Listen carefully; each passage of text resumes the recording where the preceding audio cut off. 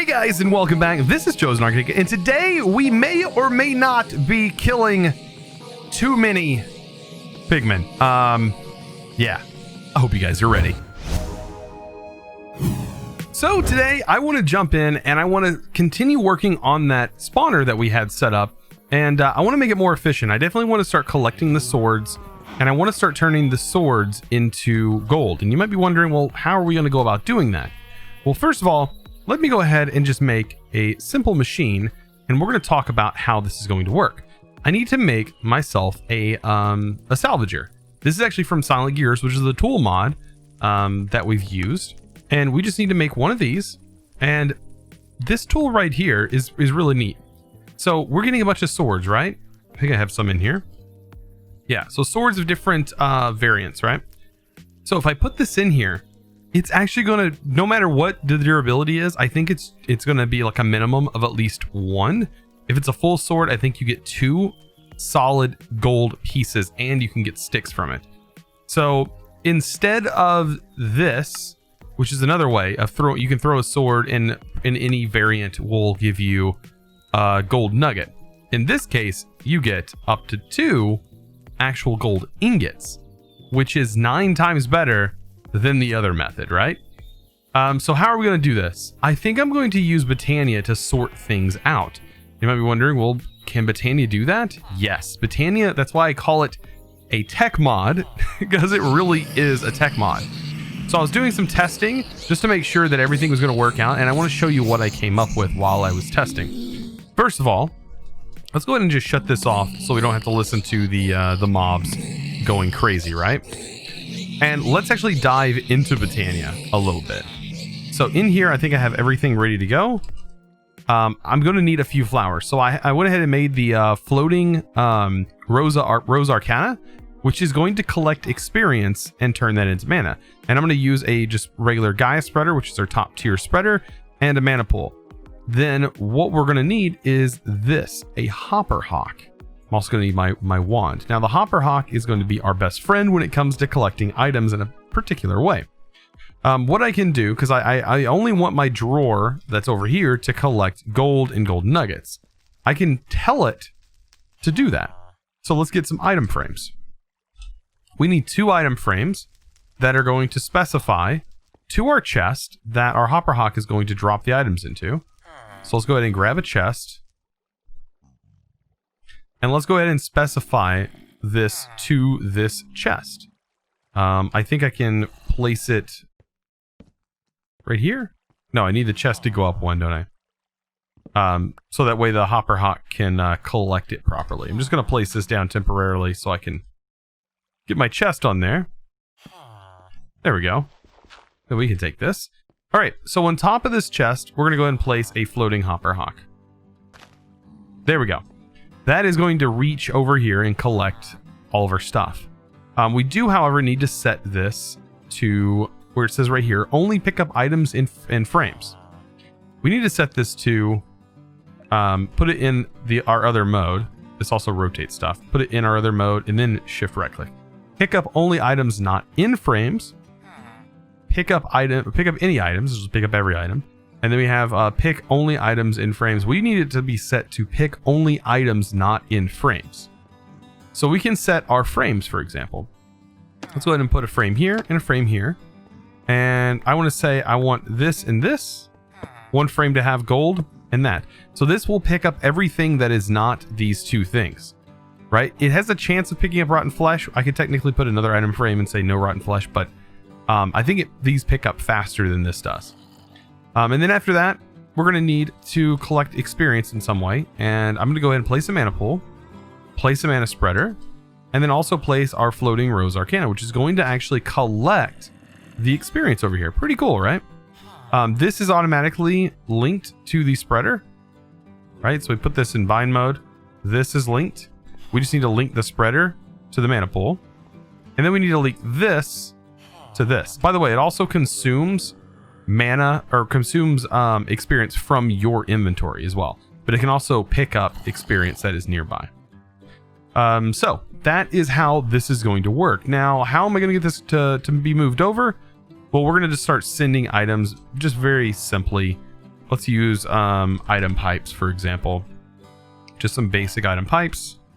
And extractors, right? So this should be pretty simple, right? Pretty straightforward. I just need to send items to this and pull them out, pull the extra stuff out into a chest, right? I think that should be very self-explanatory. Okay, so right here, let's go ahead and let me actually place it down one. I think right here is probably fine. There we go. Actually, we can probably get this thing a little bit closer over here. Let's go ahead and just set this right here. I think we can put the items on the side. And then we'll place this right here. There we go. We got our items going everywhere, though. And then just set this to extract. Right there. And hopefully that will extract any, like, swords that are in here. Unless it needs to be put into the top. Okay, it can be put on any side. And then from there, we need to just extract this and have it go into another chest. And that's pretty much automated. And that's going to net us even more gold as this is working. So right, we can go ahead and set this up. Yep, of course there's going to be lava right there. Let me go ahead and get down here. That'll make things a little bit easier. And then just set another extraction right there. Bam. And that's going to start extracting some of the extra stuff that is being produced here.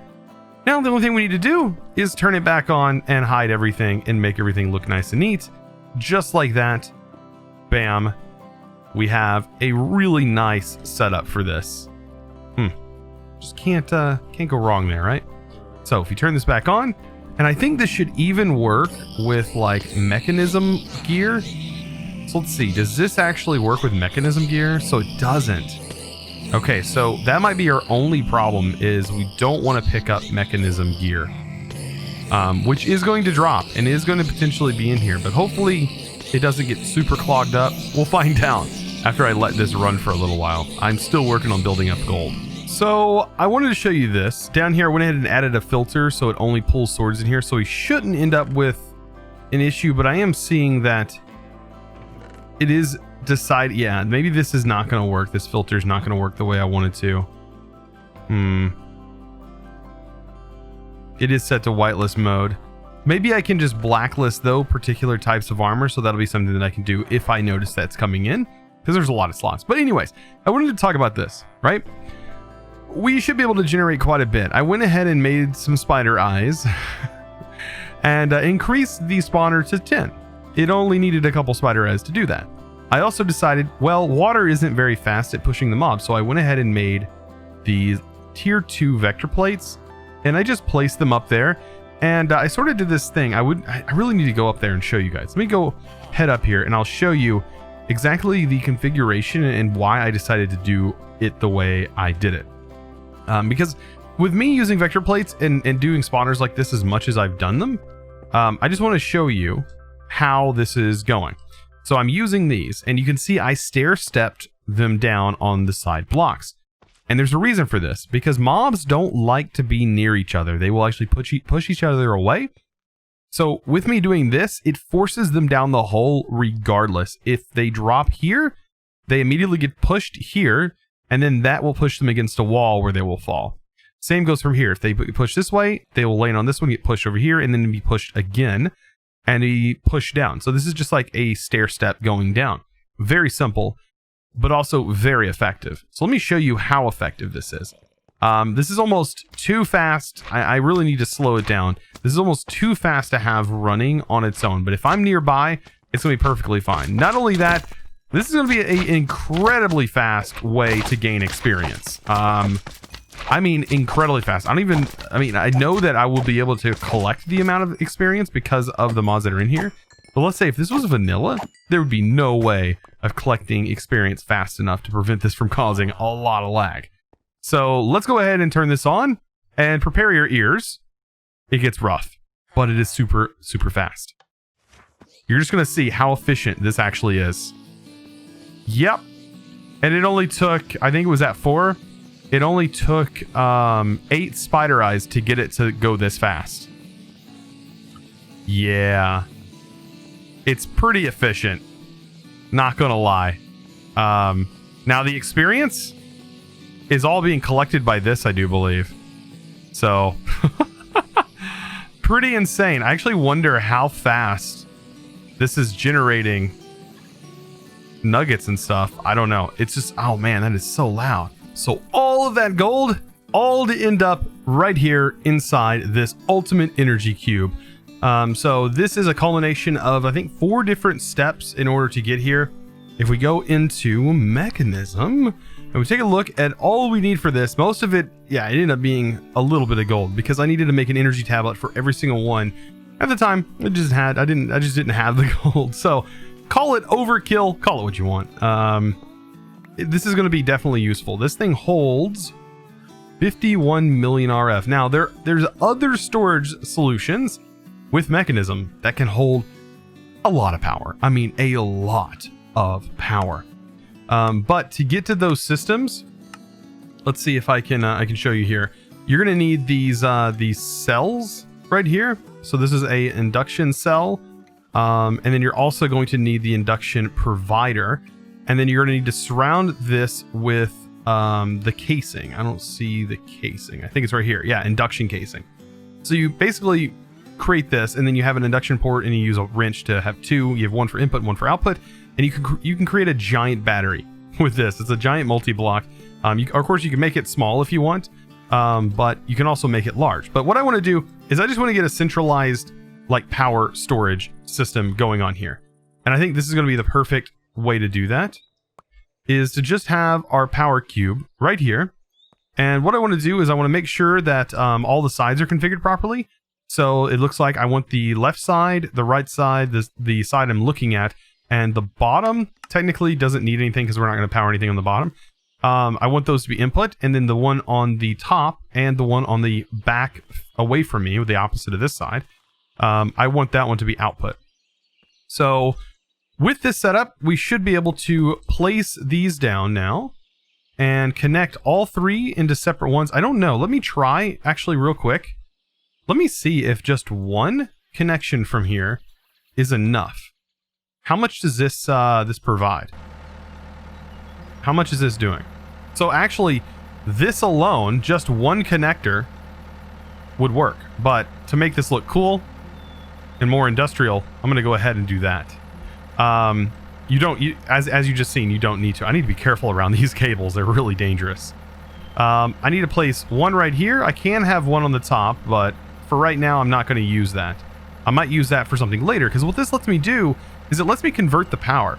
Because normally with the HV, I'm basically sending the power now to this, and then we can run these with the high voltage, but I don't always want to run everything high voltage, right? I kind of want to connect everything to this system. So what I might end up doing is I will just have a connector that technically sends power over here maybe.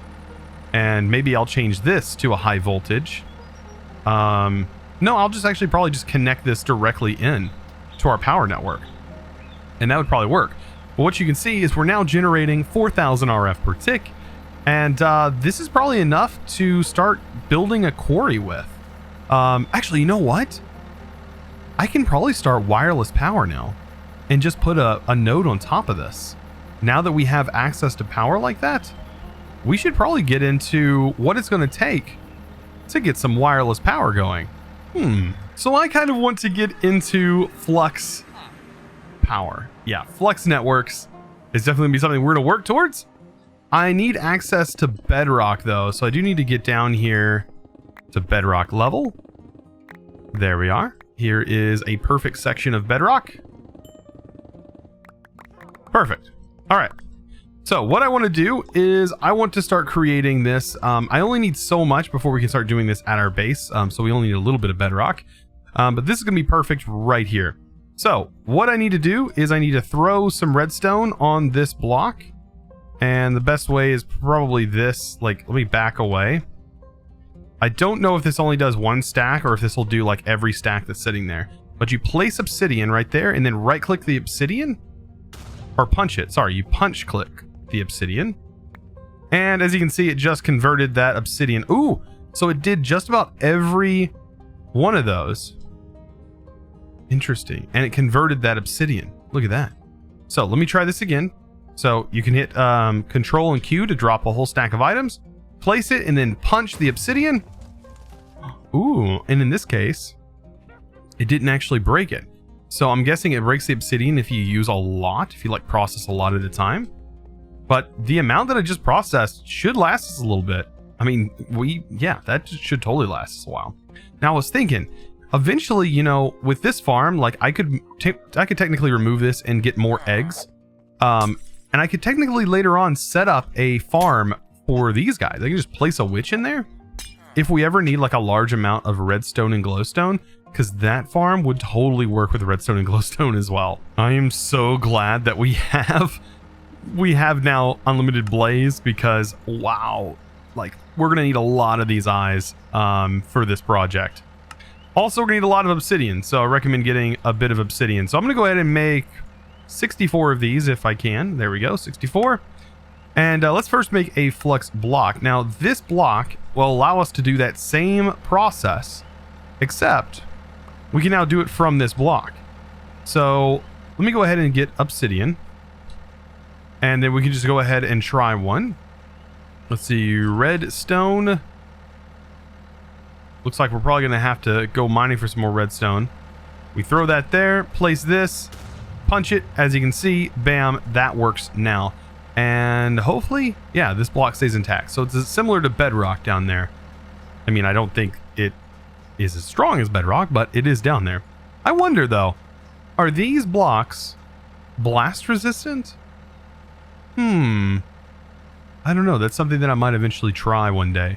But anyways, we need to make a few of those. Just about every single thing that we make with this network is going to end up requiring one. So let's go ahead and make a flux plug. This right here.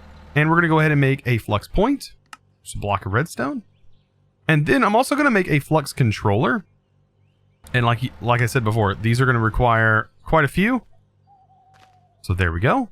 And we have ourselves a flux controller. So what I want to do is I actually want to go ahead and set up a simple network. We can place the network, I don't know, right here. Why not? You want to place it somewhere. Doesn't really matter where you place it, but we need to create our first network. So I'm going to call this network. I guess for, you know, because normally I'd want to create two separate networks. This one I'm going to actually call output, because anything that we want to go in, we can technically add to our battery. This is just going to be called our output network. Right here, security is set to encryptic. I'm going to set it to public, so when I share this world with Patreons, that way you guys will have access to my network as well. You just got to select it. And then energy type forge. You could actually change this if there was others in the pack. And I like to set it to red. So let's go ahead and create this. So here we go. We have an output power, and then you just want to select it and make sure that it is set up. Now, you see right here, it says chunk loading. I'm going to go ahead and turn that chunk loading on, so that way this always has power. And then we also have a wireless charging section, which we can enable.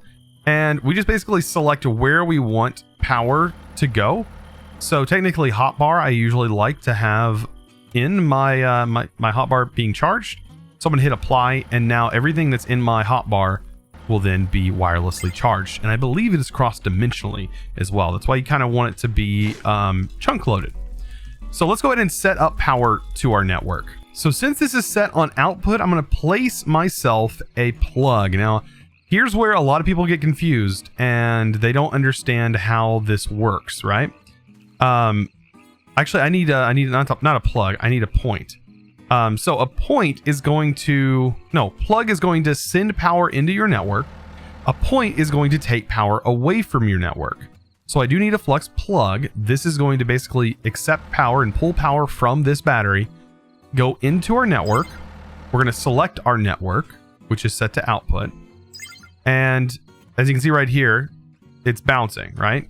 But if we give this, if we let this power something, like say I want this to power our main network over here, and make sure that this has power down here. So I want to power this battery, for example. I want to keep this energy cube powered at all times. Let me make sure the top is on input. And what I can do is, well, it doesn't really matter if this is powered, but that top should technically be allowing power to go in. But if not, it's allowing power to go in here anyways. It's just going to be limited by this cable. Let me go ahead and set this to output. And now, technically, when this is consuming power, it should, you know, it should do its thing. Let's see. Is this is fully charged, right? Everything should be fully charged. Of course, our battery's going to be fully charged. I was going to see if I can do some work to see if the, I could get something to kind of show up.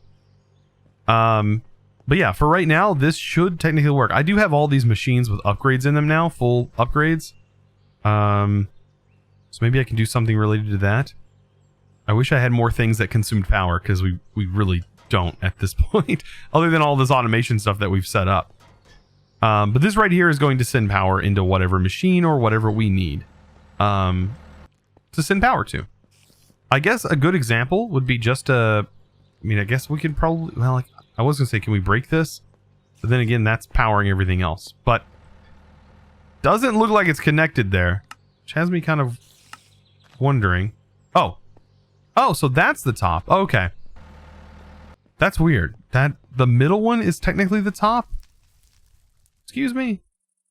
So does that mean this is technically the top? And that should be set to output? And that should be set to input? I have no idea what's what. This is probably why the configurator exists, right? And we set this. So we set this to configure energy. Okay, so that needs to be changed to red. Input, input, input, output. And then I don't want that. I want that off. Will that let me know how this is configured? That is so weird. So that's right. So that's technically the bottom, and that should be the back here. Yes, okay. Wow. So weird. But anyways, with that done, I mean, technically, I guess I could mine up some area, and it's going to automatically charge. So that didn't use a single charge. I mean, it did use power, but we immediately refilled it, right? So at this point, we pretty much have almost an unlimited energy system set up. I mean, we do. We have exactly that. We have an unlimited energy system set up. But as far as mining goes, yeah, we could probably mine infinitely and never experience a problem. Like, we're going to have an unlimited charge the whole time. Look at that. 400,000. And our battery is immediately being charged as well. So our battery is kind of charging the stuff, but it's also being charged at the same time. That's kind of a good example right there, right? Look at it. You can see as it's going down, it's being refilled. You just can't beat it. It's super nice. This allows for some nice exploring underground, though. Maybe we'll hit a big old cave. I know there's some caves that are in here. So as always, I want to give a huge shout out to one of my Patreons. And might as well just throw the sign right here. And that is to say, thanks. That's right. To Hayden Davis. Thank you so much for becoming a Patreon. And I really do appreciate also the support over on Twitch as well. Thank you so much. Wow. So, today has been a crazy day, by the way.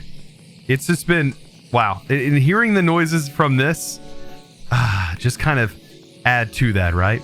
But guys, I hope you enjoyed today's episode. Of course, if you did, don't forget to click that subscribe button if you haven't already, and also give this video a huge thumbs up. Guys, I hope to see you guys in the next episode, and as always, thanks for watching.